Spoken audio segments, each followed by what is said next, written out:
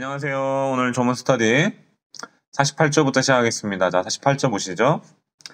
제가 이제 컴퓨터 모니터를 앞에 놓고 보니까 어쩔 수 없이 좀 고개를 약간 드는 것처럼 지금 핸드폰에 녹화가 돼요. 뭐 양해를 부탁드리고요.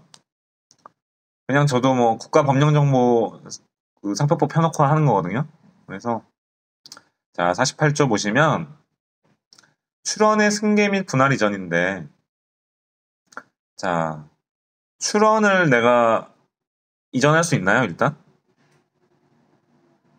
상표의 경우에는 특허를 받을 수 있는 권리에 대응하는 상표를 받을 수 있는 권리는 없는데, 그럼에도 불구하고 출원을 하면 어떤 지위가 생기죠? 상표 등록을 받을 수 있는 기대권이라는 게 있죠. 그래서 그 기대권에 관계된 출원을 이전할 수 있습니다. 이전을 하는 거고, 이제 계약 등 의사표시에 의해서 이전을 하면 양도라고 하고요. 그렇죠? 뭐 상속이나 합병 등 의사표시에 의하지 않은 이전 형태까지 다 포함하는 게 이전. 이전이 더 넓은 개념이고 양도가 좁은 개념입니다. 그렇죠? 그래서 48조를 보시면 자, 1항 보시죠. 출원의 승계는 상속이나 그 밖의 일반 승계, 즉 의사표시에 의하지 아니한 포괄적인 승계죠. 포괄승계, 상속이나 합병 같은 거죠. 그 경우를 제외하고는 출원인 변경 신고를 하지 않으면 효력이 발생하지 않는다니까 출원인 변경 신고를 해야지만 효력이 발생한다는 얘기죠. 그래서 출원을 이전하겠다라고 합의만 하는 걸로는 그렇죠. 출원의 이전 효과가 발생하지 않고 특허청에 그렇죠. 신고를 해야 됩니다. 신고를 해서 그 출원 변경 사항이 기재가 돼야 되는 겁니다. 상표 등록 원부 등에. 자, 그런데 상속이나 그 밖의 일반 승계의 경우에는 어떻게 되죠? 그 원인이 발생하면 즉시 이전의 효과가 생깁니다. 그래서 제가 상표권자인데 제가 죽으면 제 상속인들, 제 자식들이나 와이프분한테 바로 상표권이 이전돼요. 특허청 상표 등록 원부상에는 여전히 박용롱이 상표 출원인은 돼 있죠. 돼 있지만 곧바로 이전된다라는 거. 자, 2항 보시죠. 출원은 지정 상품마다 분할 이전할 수 있다.인데 이 경우 유사한 지정 상품은 함께 이전해야 된다. 출원 단계에서 48조 2항을 어기면 거절 이후 무효 사유고요. 등록 이후에도 이제 유사 상품 분할 이전하면 이제 어떻게 되죠? 그거는 등록까지는 문제가 없었는데 등록 이후 이전에 문제가 있는 거잖아요. 즉 등록 후 상표 사용과 관련된 문제이기 때문에 119조 1항 4호에 취소 사유에 해당한다는 거 명확하게 구분하시고, 같은 사안인데 출원 단계의 문제냐 등록 이후의 문제냐에 따라서 하나는 거절 이후 무효 사유가 되고 하나는 취소 사유가 됩니다. 그거 구분을 하셔야 되고, 그 다음에 분할 이전과 분할의 차이를 아셔야 되죠. 분할 이전은 하나의 출원에 지정상품이 여러 개 있는데 그 중에 일부 지정상품을 타인에게 넘기는 거죠. 그게 분할하고 이전하는 거니까 분할 이전이고요. 분할은 뭐죠? 그냥 동일한 출원인이 출원을 두 개로 쪼개는 겁니다. 근데 출원 단계에서 분할은 이제 분할 출원을 생각하시면 되겠죠. 그렇죠? 그런 식으로 생각하면 되고. 자, 3항 보시겠습니다. 출원의 상속이나 그 밖의 일반 승계가 있으면 지체 없이 그 취지를 특허청장에게 신고해야 한다는데 이게 신고를 왜 할까요? 자, 1항과 연계해서 보면 상속이나 그 밖의 일반 승계의 경우에는 출원의 이전이 그 발생 원인의 발생으로 인해서 곧바로 효력이 발생하죠. 그러니까 사람이 죽으면 상표 출원인이 죽으면 곧바로 출원인 이전을 한다고요. 근데 명의는 안 밖에 있잖아요. 특허청에서 알 길이 없죠. 그러니까 신고를 하라고 하는 겁니다. 그렇죠? 자, 그런데 반면 마드리드 국제상표 등록 출원, 즉 우리나라를 지정국으로 해서 우리나라로 들어온 그렇죠? 국제상표 등록 출원의 경우에는 상속이나 그 밖의 일반 승계의 경우에도 국제 등록의 명의를 변경해야지만 그 출원의 이전 효과가 발생을 하죠. 그러니까 국제상표 등록 출원인이 사망을 한다고 해가지고 출원이 상속인에게 바로 이전되지 않고, 그렇죠? 신고를 해야지만, 즉 명의 변경 신고를 해야지만 명의 변경 후에 이전 효과가 발생하니까 이 지금 지체 없이 그 취지를 특허청장에게 신고해야 한다는 부분이 적용되지가 않습니다. 왜냐하면 이전을 하기 위해서는 어쨌든 간에 명의 변경을 해야 되잖아요. 명의 변경을 하는데 굳이 또 신고를 하게 강제할 필요가 없죠. 그래서 자, 마드리드 국제상표 등록 출원의 경우에는 취지 신고 규정이 적용 안 된다까지 같이 기억을 하시죠. 자, 그 다음에 48조 사항 보시면 자, 출원이 공유면, 그렇죠? 자, 저랑 여러분들 중에 한 분이 상표 출원의 공유자입니다. 공동 출원인이죠. 근데 제가 마음대로 삼성전자한테 출원을 양도를 합니다. 지분을. 그러면 어떻게 되죠? 나중에 등록이 됐을 때 삼성전자는 돈이 많으니까 엄청나게 프로모션 하면서 상표를 마음대로 사용하겠지만 여러분들은 삼성전자만큼 돈이 없으니까 그렇지 경쟁이 안 되죠. 왜냐하면 상표권이라는 것은 무채재산권이기 때문에 지분이 1%만 있어도 전 범위를 자유롭게 사용할 수 있죠. 민법의 공유랑 다르죠, 법리가. 그래서 자, 다른 공유자 전원의 동의를 받지 않고 지분을 함부로 양도하게 되면 다른 공유자에게 불측의 손해를 끼치게 됩니다. 그래서 공유인 경우에는 동의를 받아야지만 지분을 양도할 수 있다까지 기억을 하시고, 자, 5항 보시죠.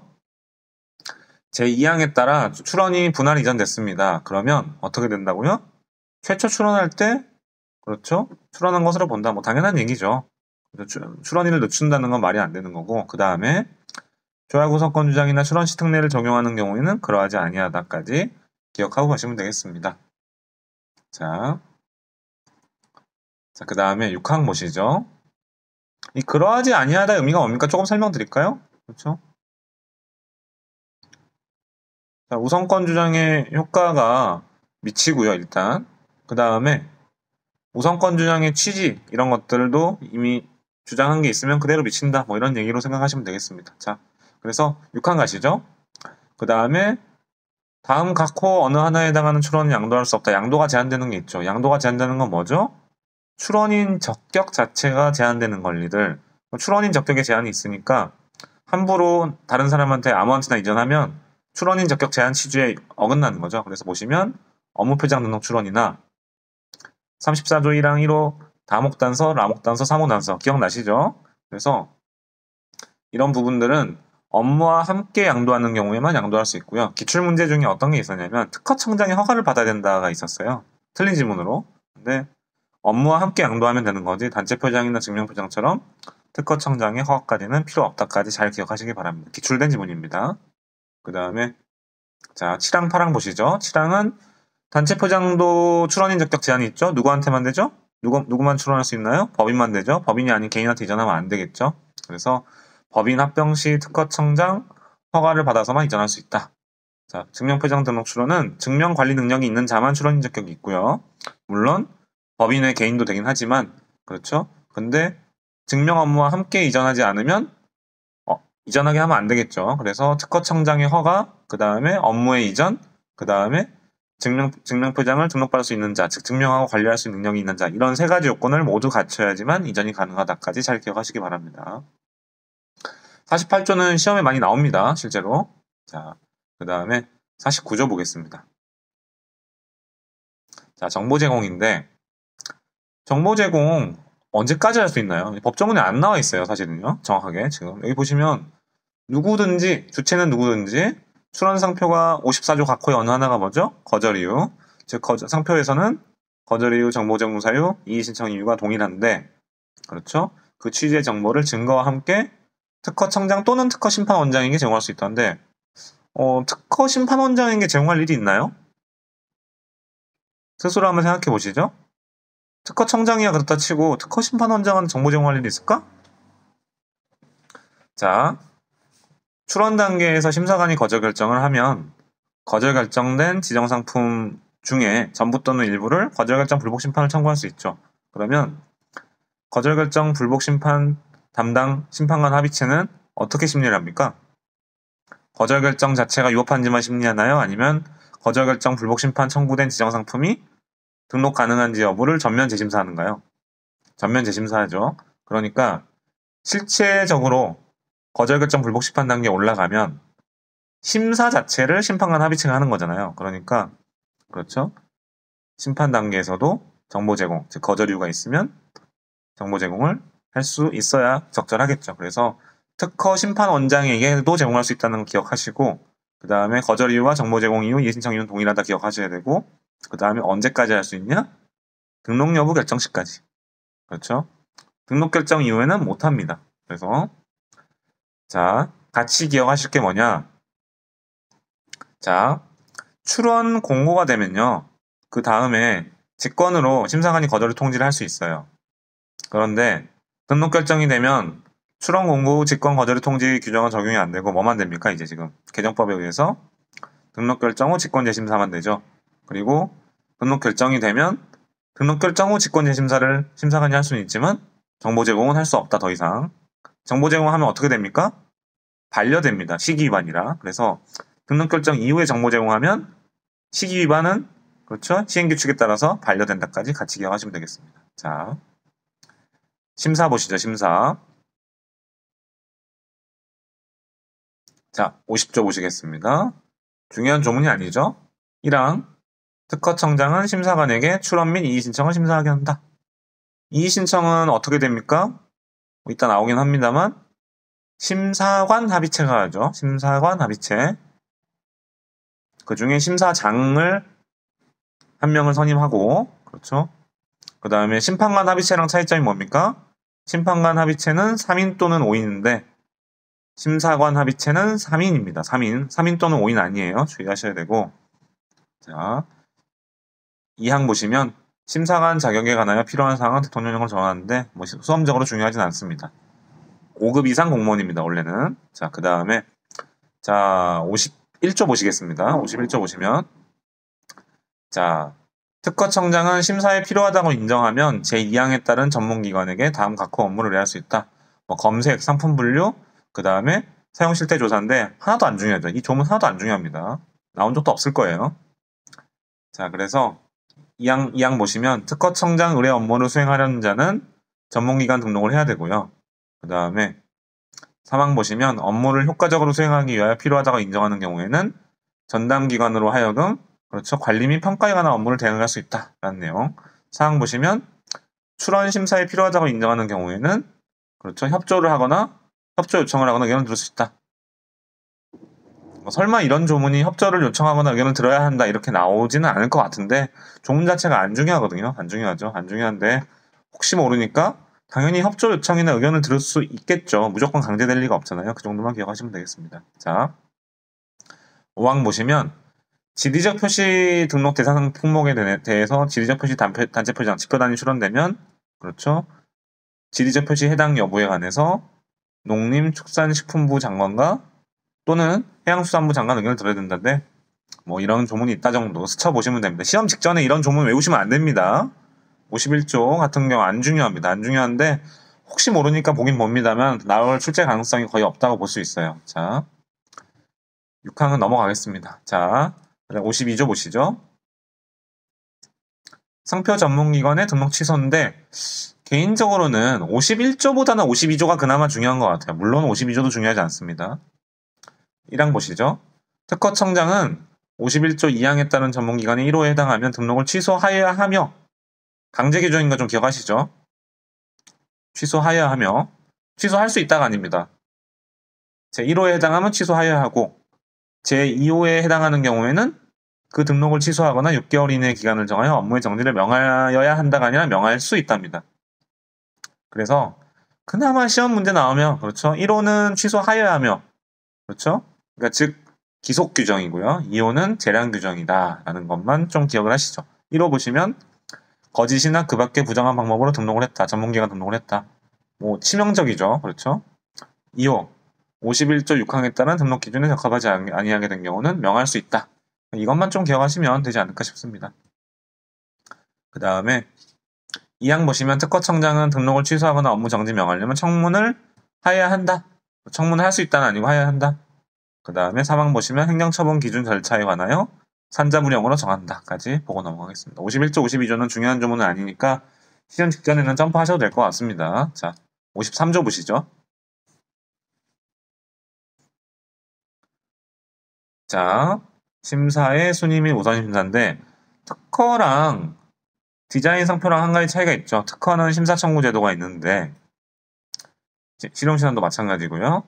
그런데 디자인이랑 상표는 심사 청구 제도가 없죠. 그 부분 기억을 하시고 출원을 하면 무조건 심사를 합니다. 그래서 1항 보시면 상표의 심사의 순위, 출원 심사의 순위는 출원의 순위에 따른다. 그래서 출원일의 선호에 따라서 심사를 한다라는 건데 출원을 늦게 했는데도 빨리 심사받을 수 있죠. 어떤 경우? 우선심사입니다. 우선심사. 2항 보시면 다음 각 호의 어느 하나에 해당하는 출원에 대해서는 우선 심사할 수 있다는 내용이고요. 1호 보시면 1호는 좀 기억하시죠? 53조 2항 1호는 기억하세요. 자, 출원 후에 출원인이 아닌 자가 출원 상표와 동일 유사한 상표를 정당한 사유 없이 업으로서 사용하고 있다. 그래서 다른 사람이 침해적으로 사용하고 있다는 거죠. 물론 상표권이 등록되기 전에 침해가 될 수 없습니다만, 그렇죠? 그래서 유사범이 사용을 하고 있으면 빨리 등록받게 해준 다음에 침해 주장할 수 있게 도와줘야겠죠? 그래서 우선심사 사유에 해당한다. 2호는 자, 출원인이 직접 전부 사용하고 있어요. 이미 출원 단계인데 아직 등록이 안 됐는데 이거는 좀 기억을 하시고요. 그래서 주의하실 거는 지정상품 중에 어느 하나가 아니라 지정상품의 전부에 사용하고 있어야 됩니다. 잘 보시죠. 출원인이 출원상표를 지정상품 전부에 사용하고 있어야 돼요. 그 경우 등이니까 대통령으로 정하는 여러 가지 우선심사 사유 있죠. 그래서 긴급 처리가 필요하다고 인정되는 것까지 같이 기억하시면 되겠습니다. 자, 54조 보시죠. 54조부터는 다시 중요합니다. 자, 심사관은 출원인 다음 각 호 어느 하나에 해당하는 경우 거절 결정을 하는데, 그렇죠. 거절 결정 이유는 제한, 열거적인 법정 사유죠. 그래서 예시적 규정 아닙니다. 그래서 여기 있는 거 외에는 거절 이유가 없어요. 자, 그 다음에 이 경우 자, 부분 거절 제도죠. 상표 등록 출원의 지정상품 일부가 다음 각 호 어느 하나에 해당하면 그 지정상품에 대하여만, 즉 출원 일체의 원칙이 적용되지 않고 부분 거절 제도가 적용됩니다. 그래서 거절 결정을 해야 한다. 할 수 있다 아니죠, 당연히요. 거절 이유에 해당하면 거절 결정해야 됩니다. 1호 보시면 자, 정의 규정 위반입니다. 2호 조약 위반. 자, 3호는 3조 뭡니까? 사용의사 관련된 거죠. 27조 뭐죠? 외국인의 권리 능력 관한 내용이고, 33조 뭐죠? 식별력, 34조 부등록 사유, 35조 선출원주의, 38조 1항 일상표 일출원주의, 48조 2항 후단은 뭡니까? 분할 이전에 할 때 유사한 지정상품 함께 이전하지 아니한 경우. 그 다음에 나머지 조항들 같은 조 사항부터 뭐 공유 관계단지 이런 것들이죠. 그래서 48조 각 규정들 위반한 경우에는 거절 이유에 해당한다. 사고 등록되면 무효사유고요. 그 다음에 자 4번 4호죠. 4호 단체 표장, 증명 표장, 업무 표장 출원인 적격이 없는 경우. 자, 그 다음에 5호 지표단의 경우에 단체 가입을 실질적으로 허용하지 아니한 경우인데 가끔 질문하시더라고요. 왜 지표단만 단체 가입 실질 허용하지 않은 경우가 거절 이유고요. 단체 표장은 왜 이런 거절 이유가 없나요? 라고 물어보시는데 단체 표장은요. 그 단체 표장의 출원인 적격 가진 법인을 구성하고 그 법인 마음대로 하는 겁니다.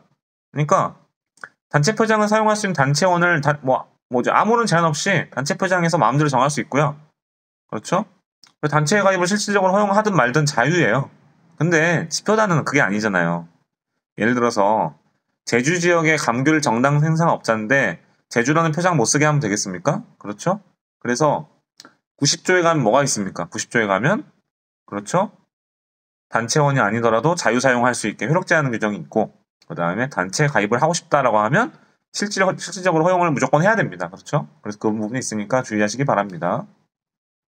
자, 6호 보시면 정관의 그렇죠? 단체 표장 사용에 관한 사항의 전부 일부를 적지 아니한 경우죠.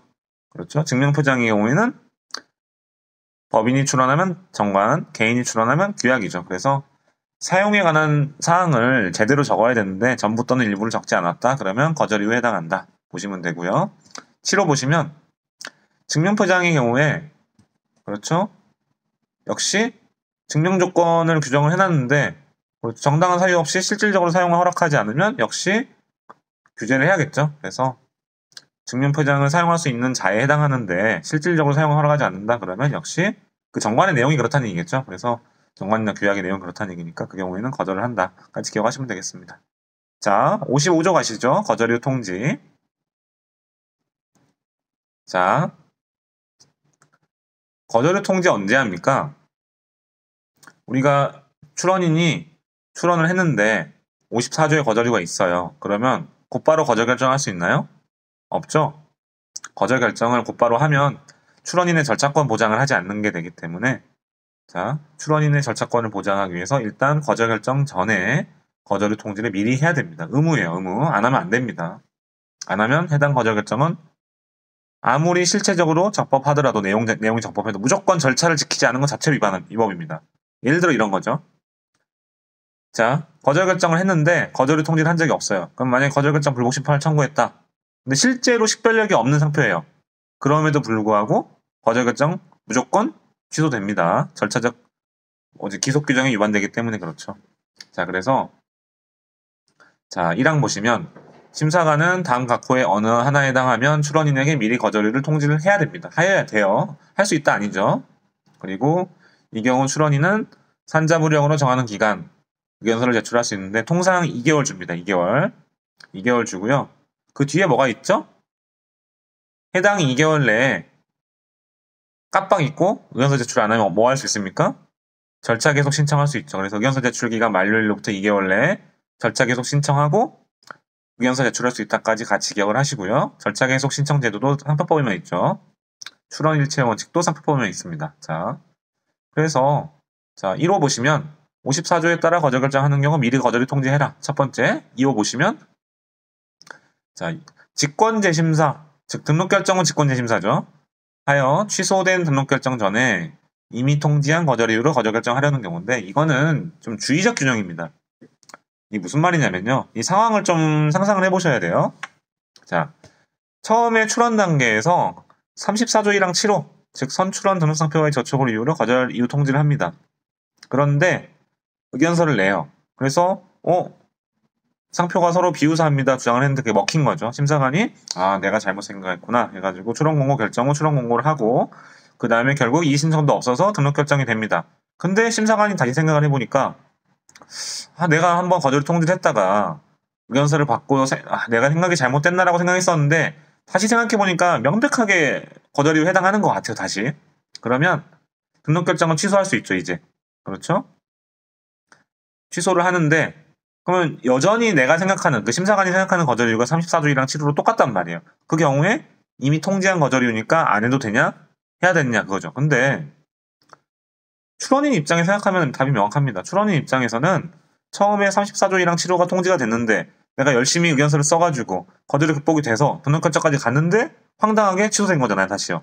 그러면 아무리 했던 거절 이유 통지라고 하더라도 통지했던 거절 이유라고 하더라도 다시 통지를 안 해주면 왜 거절되는지 알 수가 없죠. 뭐 대응을 하려면 뭔지 알아야 될 거 아니에요. 그러니까 이미 했던 34조 1항 거절 이유 통지라도 다시 또 통지를 해야 된다라는 거고 당연한 얘기긴 합니다.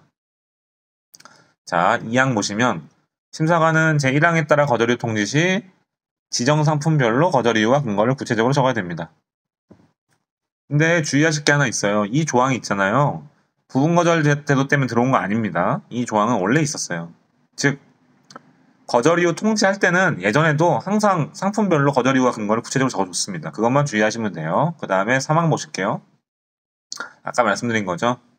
기간 내 의견서 제출하지 못하면 절차 계속 신청할 수 있다라는 겁니다. 자, 재심사 청구안 보시죠. 55조의 2. 자, 재심사 청구 제도는 2023년 2월 4일 이후 출원부터 적용됩니다. 주의하셔야 되고 그렇죠. 부분 거절도 마찬가지인데 자, 1항 보시면 54조에 따른 거절 결정을 받아요. 그러면 그 등본 송달받은 날로부터 3개월 즉 거절 결정 불복 심판 청구 기간이죠. 똑같습니다. 기간은 17조에 따라 기간이 연장되면 연장된 기간까지 포함합니다. 자, 그 다음에 그래서 재심사 청구 기간이나 거절 결정 불복 심판 청구 기간은 법정 기간이긴 한데 불변 기간은 아니죠. 왜냐하면 연장 가능하니까. 불변 기간의 정의가 뭡니까? 연장이 불가능한 기간. 근데 연장이 가능하니까 거불복 재심사 청구 기간은 불변 기간이 아니지만 법에 규정돼 있으니까 법정 기간이다까지 같이 기억을 하시죠. 여러분들이 이제 법정 기간 중에 불변 기간 대표적인 예가 뭐가 있죠? 이의 신청 기간. 그렇죠? 이의 신청 기간 뭐죠? 출원 공고일로부터 그렇죠? 2개월이고 주의하실 게 뭐죠? 이의 신청 이유나 증거의 보정 기간은 17조에 따라서 연장이 가능하기 때문에 불변 기간이 아니다까지 뭐 나중에 또 하겠습니다만 같이 기억을 하시기 바랍니다. 자, 그 다음에 3개월 이내에 보시죠. 재심사 청구는 특허도 마찬가지입니다만 보정이 필수죠. 그래서 지정 상품 또는 상표를 보정하여 그렇죠. 해당 출원에 관한 재심사를 청구할 수 있다는데 지정 상품과 상표가 아닙니다. 그래서 상표만 보정해도 돼요. 그렇죠. 보통 근데 재심사 청구할 때는 상표에 보정을 하는 경우는 거의 없을 거고요. 통상 상품 보정하는 경우가 대부분이긴 할 겁니다. 그렇죠. 간단하게 삭제 보정이나 한정 보정 등으로 거절이 극복할 수 있을 때 보통 재심사 청구를 하게 됩니다. 만약에 뭐 식별력이 있다고 주장하거나 상표의 비유사 주장 이런 것들 좀 실체적인 주장을 하려면 보통은 거절 결정 불복 심판 청구를 하죠. 왜 그렇죠? 재심사 청구 담당 심사관은 특별한 사정이 없는 한 원래 심사관이에요. 그대로. 그러니까 아니 거절 결정까지 한 심사관한테 식별력 있다라고 주장하고 비유사다고 주장하면 받아주겠어요? 잘 안 받아주죠. 이미 의견서 냈을 거 아니에요. 그러니까 그렇게 좀 실체적으로 다툴 때는 실제적으로 뭐 거절 결정 불복 심판 청구를 해서 심판관 합의체라는 새로운 자들한테 통상 심리를 받고자 하죠. 그게 정상적인 절차이긴 합니다. 그러니까 못하는 건 아닌데 통상 그렇다는 겁니다. 실무상. 그런데 다만 보시죠. 1항 단서. 다만 재심사를 청구할 때 이미 재심사에 따른 거절 결정이 있거나 116조에 따른 심판 청구가 있는 경우, 즉 거절 결정 불복 심판 청구가 있는 경우 그러하지 않아. 특허도 마찬가지죠. 그래서 재심사 청구했는데 거절 결정 또 됐는데 재심사 청구 또 할 수 있다 그러면 계속 도돌이표일 거 아니에요. 그렇죠. 그거 방지하고 있고 거불복과 재심사 청구는 선택적인 조치다. 같이 기억하시면 되겠습니다. 그 다음에 2항 보시면 출원인은 재심사 청구와 함께 의견서를 제출할 수 있답니다. 보정은 필수지만 그렇죠. 의견서는 제출할 수 있다. 주의하셔야 되고 3항 재심사가 청구되면 어떻게 되죠? 거절 결정은 취소된 것으로 추정된다? 아니죠. 본다이고 따라서 거절 결정이 취소까지 되는데 재심사 청구를 취하할 수 있게 취하를 하면 또 거절 결정 취소된 게 부활해야 되잖아요. 그러니까 사항 보시면 재심사 청구는 취하할 수 없다까지 같이 기억을 하시고 자, 사망 단서 보시면 재심사 청구 절차가 18조 1항 절차의 무효 조항에 따라 무효로 된 경우에는 그러하지 아니하다. 청구를 안 한 걸로 되니까 그 경우에는 거절 결정 취소 효과도 원복, 즉 취소가 안 된 것으로 본다까지 기억하시면 되겠습니다. 자, 그 다음에 56조 보시죠. 서류의 제출 보시면 중요한 조문은 아닌데 특허청장 또는 심사관은 당사자에게 심판 또는 재심에 관한 절차 외 절차를 처리하기 위해서 심사에 필요한 서류 그 밖의 물건을 제출을 요청할 수 있다. 인 거고 자 57조 보시겠습니다. 자 심사관은 보시죠. 1항 심사관은 거절 이유가 없다. 즉 실체 심사를 했는데 거절 이유가 없다라고 판단되면 출원 공고 결정을 하는데 부분 거절 제도의 도입으로 과로가 추가됐죠. 그래서 일부 지정 상품에 관하여 거절 이유가 있으면 그렇죠. 어떻게 하죠? 그 지정 상품에 대한 거절 결정된 경우 아니죠. 거절 결정이 확정돼야 됩니다. 확정이란 건 뭐죠? 더 이상 불복이 불가능한 경우고 확정되는 그 시기는 되게 다양합니다. 언제 확정됩니까? 보통? 몇 가지만 예를 들면 거절 결정 등본이 송달됐는데 그로부터 3개월 내에 심판 청구를 안 하면 확정되죠. 더 이상 불복할 수 없으니까. 아니면 재심사 청구를 했는데 또 거절 결정이 됐어요. 근데 불복을 안 해요. 그럼 확정되죠. 아니면 거절 결정 불복 심판 청구를 했는데 기각 신결이 나고 심취소를 제기하지 않아요. 그럼 확정되죠. 심취소를 제기했는데 심취소 기각 판결이 났는데 또 대응하지 않아요. 그럼 확정되죠. 확정 시기는 되게 다양합니다. 그렇죠? 그래서 확정 시기는 더 이상 불복할 수 없게 된 경우 확정된다. 기억하시면 되고 단서 보시면 다만 다음 각호 어느 하나에 해당하는 경우에는 생략할 수 있습니다. 생략하는 경우도 보시면 뭐 당연합니다. 1호 보시면 출원 공고 결정 등본이 송달이 됩니다. 그 다음에 그 출원인이 출원 공고된 상표 등록 출원을 분할 출원했어요. 그런데 분할 출원한 거는 이미 거절 이유가 없다라고 한 출원의 상품 중에 일부일 거고요. 그 다음에 공고가 됐잖아요. 그리고 분할 출원할 때 어차피 새로운 상품 추가할 수 없고 요지 변경 안 되잖아요. 당연히요. 그러니까 자 이미 출원 공고된 부분이니까 또다시 하지 않는다라는 거고요. 2호 보시면 거절 결정 불복 심판을 했는데 취소 신결이 있어요. 그럼 거절 결정이 취소되죠. 그런데 이런 경우가 있어요. 자, 이미 출원 공고된 사실이 있고 다른 거절 이유가 없다. 이게 무슨 말입니까? 상황을 상상해 보셔야 됩니다. 처음에 출원 공고가 돼요. 그런데 뭐 직권 거절을 통지를 할 수도 있고 첫 번째, 두 번째는 뭐죠? 등록 결정 후 직권 재심사로 거절 결정이 될 수도 있고 아니면 또 어떤 경우 있죠? 정보 제공이나 이의 신청 등으로 그렇죠. 직권이 아닌 거절유 통지가 되는 경우도 있고 여러 가지 케이스들이 있죠. 그래서 출원 공고가 됐었는데 거절유 통지가 됐는데 거절 결정까지 갔다가 다시 그 다음에 거불복 심판 청구를 했는데 또 거절 결정 불복 심판 청구는 인용이 돼서 거절 결정이 결국 취소돼요. 근데 보니까 예전에 출원 공고를 한 번 했어. 그럼 또 할 필요 없다라는 겁니다. 그렇죠? 다른 거절유가 없는 경우에는. 자, 그래서 1호와 2호 같이 기억하시면 되고 자, 2항 보시면 자, 특허청장은 출원 공고 결정이 있을 경우에는 출원 공고 결정 등본을 송달하고 출원 공고를 합니다. 즉, 출원 공고 결정과 그 결정 등본 송달과 그 다음에 출원 공고라는 세 개의 절차가 각각 있는 겁니다. 그래서 실무적으로도 하루 이틀 3일 정도 차이가 나요. 그래서 자, 출원 공고 결정 등본 송달, 출원 공고의 절차가 있다. 주의할 거는 이의 신청 기간은 출원 공고 결정일이 아니라 출원 공고일로부터 2개월입니다. 그래서 자, 3항 보시면 특허청장은 출원 공고를 한 날로부터 2개월간 서류를 일반인이 열람할 수 있게 해야 되는데 이게 왜 출원 공고를 한 날부터죠? 이의 신청하라고. 이의 신청 기간이랑 똑같기 때문에 57조 3항도 출원 공고 결정한 날이 아니라 출원 공고를 한 날이라는 거 잘 보시기 바랍니다. 자, 그 다음에 손실보상 청구권까지 오늘 보고 마무리하겠습니다. 59조 직권보정은 안 할 겁니다. 왜냐하면 이미 했죠. 저희가 이미 했습니다. 59조 직권보정은 했는데 가볍게 읽기는 할 텐데 58조, 59조까지 하고 오늘 마무리하는 거죠. 그러니까 이의시청부터 주말 내 제가 다시 한번 말씀을 드리겠습니다. 자, 손실보상 청구권 보면 자, 출원인은 자, 출원 공고가 있는 경우에 그렇죠? 해당 출원의 유사범이 사용하는 자에게 서면으로 경고를 할 수 있습니다. 그런데 출원 공고가 있은 후에만 경고할 수 있는 게 아니라는 걸 일단 아셔야 되고요. 다만 보시죠. 출원인이 출원서 사본을 제시하면 출원 공고 전이라도 서면 경고할 수 있다 있는데 자, 경고할 때는 첫 번째 무조건 서면으로 해야 되고요.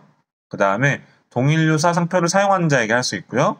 그 다음에 출원 공고 이후에는 그렇죠. 출원 공고 이후에는 출원서 사본 제시가 할 필요가 없지만 왜냐하면 출원 공고하면서 57조 3항처럼 일반인이 열람할 수 있게 하고 있잖아요. 그러니까 상관없는데 출원 공고 전이라면 출원서 사본을 직접 제시하는 경우에 경고할 수 있다까지 기억을 하시기 바랍니다. 그래서 출원 직후에도 출원서 사본 제시하면서 경고할 수 있다까지 기억하시면 되겠습니다. 2항 보시면 자, 출원 공고 뭐 전이든 후든 경고를 할 수 있는데 서면 경고를 해요. 그러면 경고를 하고 상표권을 설정 등록할 때까지 손실보상 청구를 할 수 있습니다. 나중에 그렇죠? 그런데 일단 주의하실 거는 등록 결정할 때까지 아니고요. 그 다음에 경고 후이지 그렇죠? 유사범위 사용 후부터 아닙니다. 무슨 말이냐? 유사범위 사용 사실에 있어서 서면 경고를 해요. 그러면 그 사이 유사범위 무단 사용 사실과 서면 경고 사이는 어떠한 경우든 손실보상 청구 대상이 안 됩니다. 경고 후부터 됐는데 그럼 이럴 수도 있잖아요. 경고를 했더니 경고장 보내는 거잖아요. 내용 증명 보내니까 사용을 바로 중단해요. 그러면 손실보상 청구의 대상이 없으니까 손실보상 청구 못합니다. 잘 기억하세요. 자, 그 다음에 3항 보시면 행사는 설정 등록 이후에만 할 수 있어요. 그래서 자, 손실보상 청구권 자체를 미리 행사할 수는 없다. 그래서 등록이 안 되면은 그렇죠? 행사를 못한다까지. 즉 등록에 이르지 못하는 것이 손실보상 청구권의 해제 조건입니다. 그래서 해제 조건부 걸려고 하죠. 잘 기억하시고 자, 4항 보시면 자, 손실보상 청구권 행사는 상표권 행사, 예를 들어서 손해배상 청구권 등의 행사에 영향을 미치지 않는다. 그래서 나중에 상표권 등록 이후에도 계속 침해를 해요. 제3자가. 그러면 손해배상 청구는 손해배상 청구대로 따로 하고 손실보상 청구는 손실보상 청구는 따로 할 수 있다라는 겁니다.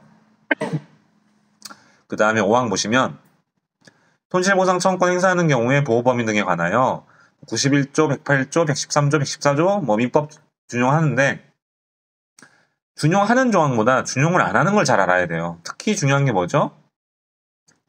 상표법 110조 손해액의 추정 등 규정 준용을 안 하기 때문에 어떻게 한다? 상표권자가 손해액을 직접 입증해야 됩니다. 110조 3항, 4항 이런 규정들이 준용이 안 됩니다. 손해배상 청구랑 달라요. 그리고 자, 민법을 준용하는데 시효 규정이죠. 소멸 시효 규정을 준용하는데 그래서 자 단서 보시죠. 766조 1항 중 피해자나 그 법정 대리인이 그 손해 및 가해자를 안나는 설정 등록일로 보고요. 그러면 766조 1항 중에 또 뭐가 있죠? 자, 불법행위를 한 날로부터 10년을 경과한 때 2항 있잖아요. 2항은 어떻게 해석하죠? 제3자가 그렇죠? 무단 사용한 날로부터 10년으로 보통 보죠. 자, 그 다음에 6항 보시겠습니다. 자, 손실보상 처분권은 해제조건부 걸리려고 그랬는데 언제 처음부터 발생하지 않은 것으로 보죠? 1호 출원이 포기, 취하, 무효가 된 경우 2호 거절결정 확정시 3호 무효신결 확정시인데 자 괄호가 뭡니까? 5호부터 7호까지 규정에 따른 경우는 제외한다는 후발적 무효사유입니다. 그렇죠? 117조에 1호부터 7호까지 규정이 있는데 1호부터 4호는 원시적 무효사유고 5호부터 7호는 후발적 무효사유잖아요. 등록 후에 식별력 상실 등이죠. 그래서 후발적으로 무효가 됐다는 얘기는 등록까지는 문제가 없었다는 얘기이기 때문에 손실보상 청구권이 그렇죠. 처음부터 발생하지 아니한 것으로 보지 않아요. 주의하셔야 되고 원시적 무효신결의 경우에만 그렇다. 왜냐하면 등록에 이르지 못한 거랑 같기 때문에. 그 다음에 출원이 포기, 취하, 무효된 경우, 그 다음에 거절결정 확정된 경우도 결국 등록에 이르지 못한 경우죠. 그래서 6항의 1, 2, 3호는 결국 등록에 이르지 못한 것으로 볼 수 있는 경우라고 볼 수 있습니다. 그래서 자 오늘은 여기까지 하고요. 59조만 가볍게 보고 마무리할게요. 자 59조 직권보정 보시면 출원 공고를 할 때 그렇죠. 출원서에 적힌 사항이 명백히 잘못된 경우에는 직권으로 보정할 수 있습니다. 근데 직권 보정을 할 때 출원인한테 알려야 돼요. 2항 보시면 출원공고 결정 등본 송달과 함께 내가 그렇죠. 의류로 보정했다라든지 아니면 의류가 동시에 있어서 내가 의류를 하나를 뺐다라든지 이런 걸 알려야 되는데 상황 보시면 뭐 그런 경우는 거의 없습니다만 출원인이 아니 나는 정말 의류를 하려고 했는데 너가 왜 마음대로 의류로 바꿔? 난 싫어. 이러면서 직권보정 사항의 전부 또는 일부를 받아들일 수 없다고 항변을 하면 자 특허청장에게 나는 네가 직권보정 인정할 수 없다라는 의견서를 제출할 수 있습니다. 그래서 자 제출할 수 있는데 자 사항 보시면 자 직권보정 심사관이 직권보정을 한 거는 왜 직권보정을 하는 겁니까? 나의 직권보정을 네가 받아들이는 걸 조건으로 내가 출원 공고해줄게. 거절이가 없다라고 봐줄게인데 지금 거부한 거잖아요. 거부했으니까 어떻게 된다고요? 출원 공고 결정은 취소된 것으로 보고 그 다음에 그 앞에 본문은 뭐죠? 네가 정반항하면 그래 직권보정을 내가 마음대로 할 수는 없지 이겁니다. 그래서 전부 또는 일부는 처음부터 없었던 것으로 보되 조건부 출원공고 결정이니까 네가 직권보정을 못 받아들이면 어쩔 수 없이 출원공고 결정을 취소한다 라고 규정하고 있습니다. 그래서 자 59조까지 오늘 마무리하겠습니다. 그래서 오늘은 좀 짧게 끝내고요. 자 질문 있으면 질문 받고 오늘 마무리할게요. 네 감사합니다.